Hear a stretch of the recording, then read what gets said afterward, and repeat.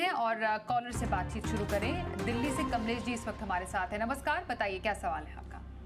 नमस्कार स्वाति मैम और नमस्कार जैन सर। मेरा 3 क्वेश्चन पर सवाल था। पहला था मजगांव डॉक पर मेरा 5800 पर लिया हुआ है। दूसरा स्टॉक है हुडको, मेरा 340 पर लिया हुआ है। और GETND मेरा 1800 पर लिया हुआ है। सर मार्केट तो लाइव हाई चल रहा है, लेकिन सर पोर्टफोलियो 25% डाउन है, क्या करें? जी संदीप जी, क्या रहेगी राय? देखिए, इनको एक चीज तो ध्यान रखनी पड़ेगी कि मैसगांव डॉक वगैरह बहुत बड़े मतलब एक मूव दिए पास्ट में, और सबसे बढ़िया बात है कि सारे पीएसयू स्टॉक्स चले ही थे और अब करेक्शन के बाद धीरे धीरे पीएसयू स्टॉक्स वापस से फॉर्म में आ रहे हैं। बट येट मतलब जो ऑर्डर बुक और ये सारी चीजें इन कंपनियों के पास है, बट मार्केट को थोड़ा सा ओवर हाइप लगने लगा और थोड़ा सा ये लगने लगा कि एग्जीक्यूशन होगी क्या इतनी और किस तरीके से आगे की ग्रोथ आएगी। But yet I think Mazagon dock अब थोड़ा सा इनको समय देना पड़ेगा। 5800 की लेवल बहुत हायर लेवल पे, इनफैक्ट 5860 का हाइज है, वहां पे ये एंट्री ले पूरा यूफोरिक होने के बाद। आगे भी ये ध्यान रखें कि थोड़ा सा, इनफैक्ट हमने बहुत नीचे के लेवल्स पे स्टॉक को रेकमेंड किया, ऐसा नहीं है।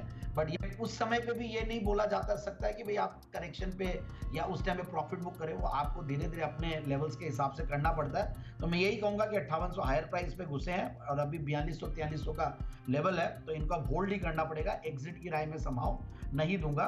दूसरा इनका हुडको है, हुडको भी वही केस है। बट यस, हुडको मुझे ऐसा लगता है कि अभी ये सारे NBFCs है या HFCs है या बैंक्स है, अब धीरे धीरे एक्शन में आ रहे हैं। But at the same time ये स्टॉक जितना सस्ता और अट्रैक्टिव था एक टाइम पे, उतना मतलब ऊपर जाके फिर करेक्शन भी हुआ। अब ऐसा लेवल है जहां पे ये सपोर्ट लेना चाहिए, बट इनका भाव से नीचे है। और ये बात सही है इनकी कि भाई GETND भी और अभी इनका इनफैक्ट OFS भी आया था, ये सारे स्टॉक्स इनके भाव से काफी नीचे है। तो आगे के लिए ध्यान रखना है कि हमें स्टॉक्स वही लेना है जो करेक्टेड लेवल्स पे हो। तो मार्केट तेज होता तो वो स्टॉक्स तेजी में आ जाते हैं। जैसे कि आज मैंने अगर ग्राइंडवेल नॉर्टन दिया तो मैंने स्टॉक इसीलिए दिया कि वो अपने 200 डेमास के आसपास है। अगर मैंने हाइडेलबर्ग सीमेंट दिया तो वो भी इसीलिए दिया कि अपने इंपॉर्टेंट एवरेजेस के आसपास ट्रेड कर रहा है। बट एकदम बहुत ऊपर चला जाए और यूफोरिया में घुसते हो तो आपको हो सकता है कि थोड़े दिन रिटर्न मिले, बट एक साथ कई बार चोट खाने के भी चांसेस रहते। तो आगे के लिए ध्यान रखिए। अभी के लिए यही राय है मेरी कि होल्ड करना पड़ेगा। GETND को मैं बहुत ज्यादा ट्रैक नहीं करता है एंड समहाउ मैं बहुत ज्यादा इस पे राय रखता भी नहीं। चलिए, ये रहे आपके स्टॉक्स पर राय दीप जी की तरफ से। पुणे से विठल जी इस वक्त हमारे